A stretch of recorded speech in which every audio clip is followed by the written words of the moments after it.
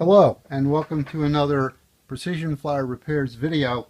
I really should think more often to make videos and take photographs of the work that I've been doing, but I'm much more a mechanic and repairman than I am a videographer, so if you would forgive me for that. But with this engine, a 332 AC that a friend and customer dropped off for me, I thought I'd stop the work that I've been doing on it and show you what progress has been made so far, and then follow this up with another one of it on rollers and running without the shells on, and then as well fully completed and assembled out on the layout. But this one came to me and it was in pretty bad shape. It could barely run and hardly reverse and wouldn't smoke at all. So it also had some wheel components that were loose and needed to be addressed. So when something's in that bad a condition, it's time for a good disassembly and cleaning and building up from there. So this chassis has been degreased and its wheel issues addressed. The motor was also removed, and that's been addressed and reassembled. But there were 6 of its 8 drive wheels with loose white insulators on their hubs, and some then with loose hubs on their axles. And to me, you've really got to get this right, because it's the foundation of the engine and dictates a lot about how well it's going to run when it's finally out on the rails again. So what I do is I get every wheel degreased and all its loose components well exposed, and then gauge and true and glue them back so that they're straight and running smooth and true. Then they're also gauged correctly and made to hold that position as well. The motor had to be taken apart. The front large armature was armature bearing was fine. Sometimes they're loose in the frame, sometimes they're worn and need to be replaced. The aft armature bushing also was inspected for whether it was worn or loose within the brush housing, and it was intact and in pretty good condition. The armature then had its commutators cleaned and polished and the gap between them cleared, segment to segment continuity tested, and resistance between them checked to make sure that that was consistent. It then was greased and medium oiled. You'll notice that the grease is applied sparingly. You don't really want to pack the gear bay with a bunch of grease. That's not necessary. You just want to make sure that you apply grease to the gear as carefully and precisely as you can, and use a grease that has a high tactile or adhesion quality so that it stays on the metal.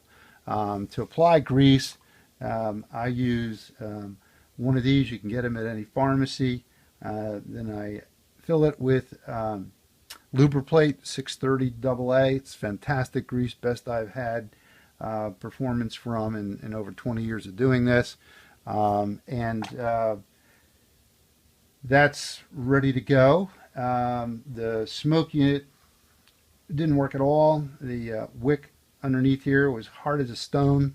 The whole unit was immersed in solvent so that I could get both top and bottom gaskets off.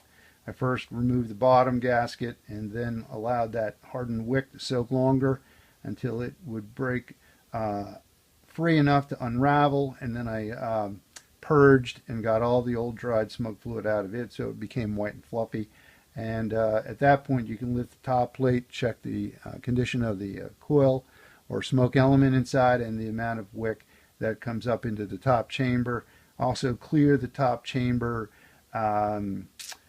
canal that goes through here that allows air passing into the chamber over the smoke element to exhaust out the stack insert.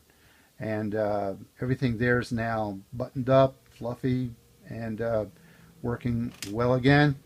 The reverse unit didn't work, and yet all the components of it were in good condition. So that got disassembled and cleaned and polished.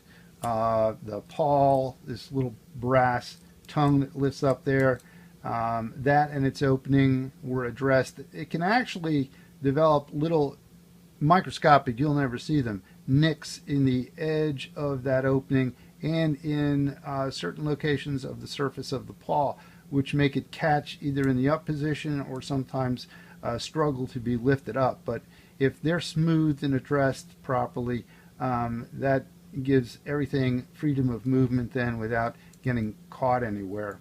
The fingers weren't worn through and reusable, and now it advances with as little as 9 volts and has good continuity and positive connection. Now, along those lines, many times these cloth insulated wires are pretty well shot, frayed or fatigued somewhere in their span or at their points of connection.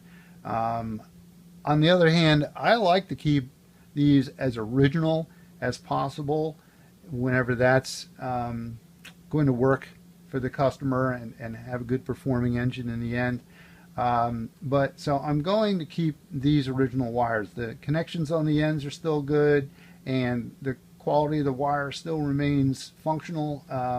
It's something that can be replaced, and certainly if I saw any signs that would warrant that, I would have done it. But I think at this point I'm going to go with it and see if we can't keep that original for a while yet.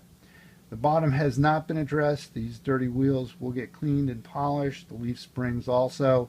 The gauging on a couple of these wheel sets is too narrow, and that'll be addressed and set. It's important for that gauging to be correct so that connection with the track is maintained well, and a consistent power delivered to the engine, but also for navigating through switches, particularly compound switches or back-to-back switches. All the small bits have been degreased and light oiled on their threads during the reassembly process. These bits have not been worked on yet, but they'll be degreased and shined up for assembly as well. The shells were pretty bad, dirty. They were carefully washed and lightly dried. This one in particular had a lot of caked up old smoke fluid on the forward part of the boiler shell. I was fortunate enough to get that off, and she's looking rather good for her age. That white stripe, I'm pretty certain, is original. They're hard sometimes to find in that good a condition. The tender shell came out nicely.